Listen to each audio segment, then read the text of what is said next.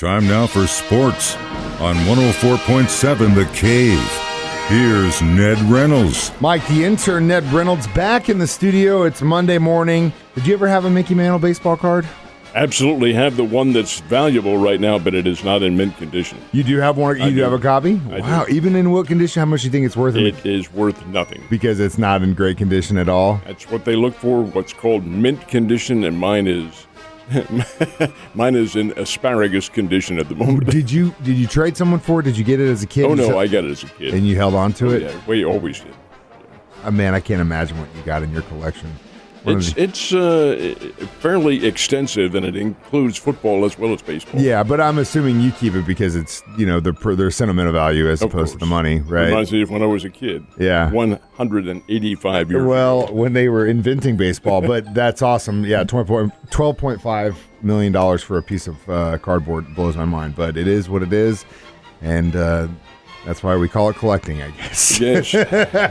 I'm not one of them. I just keep them around because they're a reminder. I split my brother and I had a baseball card collection that was fairly extensive, but we split it when we both matured and said, hey, you take this half, I'll take the other half, and that's how it ended up. I don't know how much he has. Yeah.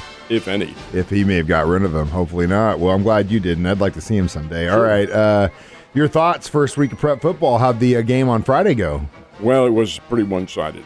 The Kickapoo-Hillcrest game they're two different classes. Number one, Kickapoo is Class 6 and Hillcrest is Class 4. It has nothing to do with the athletic talent, but it does have something to do with the enrollment in schools. And Kickapoo is a much larger enrollment than Hillcrest, and the players were much larger, and it made a big difference.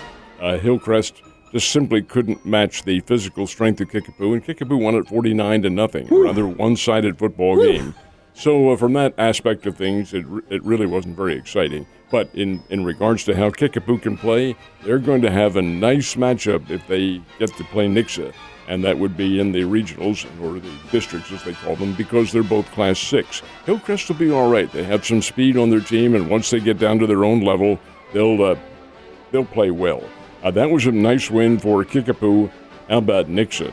Nixa going to Webb City and beating the 16-time defending state champion Webb City Cardinals and beating them big, 42-19. That's Nixa's second consecutive win now over Webb City. They beat Webb City for the first time ever up in Nixa last year. So a very big win for the Nixa Eagles. What does it mean? Well, I hearken back to what Coach John Roderick, who has coached 13 of the 16 state championship teams at Webb City, told us not too long ago. Not how you start the season, it is how you end it. And that was the case with Webb City last year. They lost 3 of their first 4 games, including the Nixa one. And the Nixa game was their last loss. They won everything from there on in and won a 16th state championship. I wouldn't sell them short. Glendale, which can score on any team that they play, did outscore Waynesville, and I think that sets the stage for what's probably going to be a pretty good Glendale football team. Their matchup with Kickapoo later on this year will be an absolute dandy, as it always is. Very good team west of here, Nevada. They came down and beat Springfield Catholic 63-7. Nevada's very good. Lamar, very good. Lebanon. Mount Vernon had a very nice win after a 1-10 year to start out. So, Mike, when you take a look at things, the whole prep scene is going to morph into a very exciting football year. I think we have some state championship, or at least contending state championship level teams down here in Southwest Missouri. It'll be a lot of fun. Should be, and sounds like the competition's already pretty crazy. It is. Speaking of which, they invented the game of golf, so I'm not surprised that an Irish veteran's doing so well in the competition. What do you think? He started the round yesterday, the fourth and final round of the FedEx Championship, the PGA Championship in Atlanta. Started at 6 shots behind the leader, and he won the thing. He is Rory McIlroy. He is something else, folks. He played steady golf. He took over from Scotty Scheffler, who had the lead. Scheffler had the lead from tee. Remember now, he started this thing 10 under par. That's the rule that you have in the championship level. He started 10 under. McIlroy was 4 under. Six shots back. And he was 6 shots back when they started yesterday.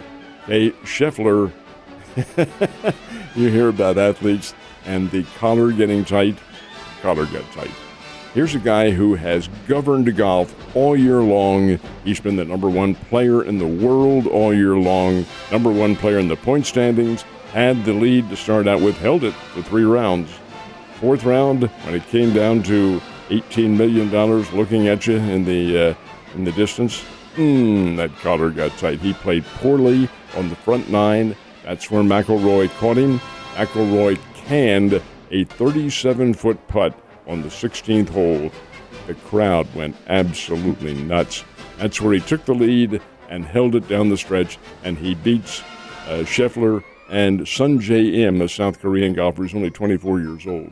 Beat them by 1 stroke. $18 million for Rory McIlroy, $26 million for the year. I mean, why would anybody go to another tour if they're getting this kind of money and getting it in legitimate competition? And to that end, Rory McIlroy and Tiger Woods are the 2 big proponents of the PGA Tour in this current fight that's going on. Well, it's great competition, which the other tour lacks. All right, last but not least, speaking of which, competition gets underway in NYC, the U.S. Open. I know you're going to be watching a lot of tennis, aren't you? Yeah, and pretty good tennis. And I said that with a hedging atmosphere because the big names, the big storylines, Serena Williams, as she has announced, this is it. She will not be playing. Once she loses the singles competition, she is gone from the U.S. Open. She will also play doubles with her sister Venus, who is also playing in the singles. Venus got a wild card berth. Okay, that's good. That's a storyline for the ladies. Otherwise, it'll be pretty good competition. For the men, Novak Djokovic, where are you, buddy? He didn't show. Of course, he wasn't allowed to show. He's not allowed in the country. He's not vaccinated. Can't play. You're out. That really takes away from the headline maker as far as the men are concerned. Medvedev from Russia will probably be the top seed in this if he's able to play. So it's really kind of a crapshoot. Anybody could win. It's a 2-week competition. Gets underway today. You know what Ned's going to be doing for the next 2 weeks. Tennis. So the Cardinals taking on the Braves. Pretty good team. Yeah, they are, man. Atlanta really roughed up the Cardinals on Friday, beat them 11-4. St. Louis comes back and wins in the last of the 9th inning on Saturday night with the meltdown by the Atlanta bullpen. And then last night, Atlanta has a 3-2 lead over the Cardinals. Cardinals score 4 runs in the 8th inning. Now get this, I had to laugh watching this. The Cardinals get 2 on with nobody out. And here come the big studs, Goldschmidt and Arenado. The relief pitcher strikes out both of them. He's about to get out of this jam. And here comes Tyler O'Neill, who is, I think he's hitting 100 or something like that. It doesn't matter. Jacks a 3-run homer. I know. Hits a 3-run homer into the center field. They said, what in the world is this? Anyway, the Cardinals win it by a score of 6-3, head to Cincinnati tonight. That's a nice win for St. Louis. They take 2 out of 3 from Atlanta, but it isn't the playoffs. These teams may match up in the playoffs. But they are showing us that they can win when they need to and do the things they need to do on down the stretch. They have power on this team. Yeah. They have power, and their pitching has begun to come through to some extent. Adam Wainwright was good last night until about the 6th inning, 7th inning, and then he began to tire. The other guy who they got from the Yankees, Jordan Montgomery, he was good for a while in the game he pitched on Saturday, and then Atlanta got to him.